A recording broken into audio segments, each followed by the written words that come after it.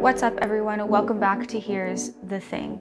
A few weeks ago, my roommates and I took some time to enter into a very vulnerable and a very intentional conversation that I just want to share with you guys today in the case that this is something you might be interested in doing. We ended up blocking out 2 hours of our evening, and we talked about racism and violence in America and what our thoughts were on it, how it makes us feel, how it has impacted us, where we think it stems from, where we think it comes from, and how we feel called to act on that. What we tried to do is, while the other person was talking, we decided not to speak. We decided to keep our facial expressions as neutral as possible. We gave the other person as long as they needed to fully share what was on their hearts. And we found that this was incredibly helpful because it allowed the person sharing to feel like they weren't being influenced or swayed to say something based off of another person's opinion or experience. This was a hard conversation. This was a really hard conversation for multiple reasons. But 3 things that I realized during this conversation that I want to share with you.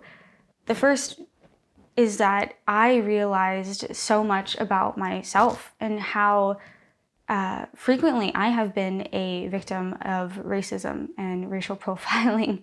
And to also realize that there are things that I have experienced in my life that I have yet to fully process and acknowledge and give the time of day up until this conversation a few weeks ago.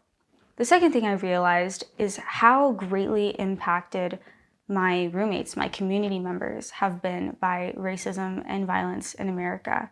How each of them have their own stories, their own experiences that I had never heard about, that I would have never known about had we not taken the time to have this conversation.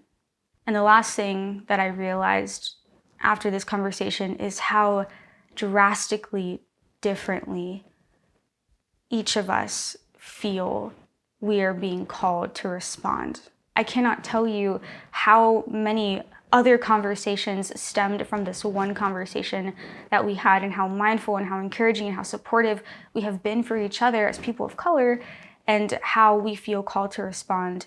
I would highly recommend considering doing something like that with people in your own life, people in your community, people that you trust, maybe at youth group, maybe with some close friends. And not to be afraid to invite the Lord into it, right? Because the Lord loves and desires all of us to live a fully abundant life. And maybe, just maybe, that life can continue to come to fruition after having a conversation like this. So know of my prayers for all of you. I hope you are having a great week so far. I hope you're having an absolutely wonderful Wednesday. I will see all of you very, very soon. If you see this, say a prayer for me. Stay holy, my friends, and we'll talk very, very soon. Bye.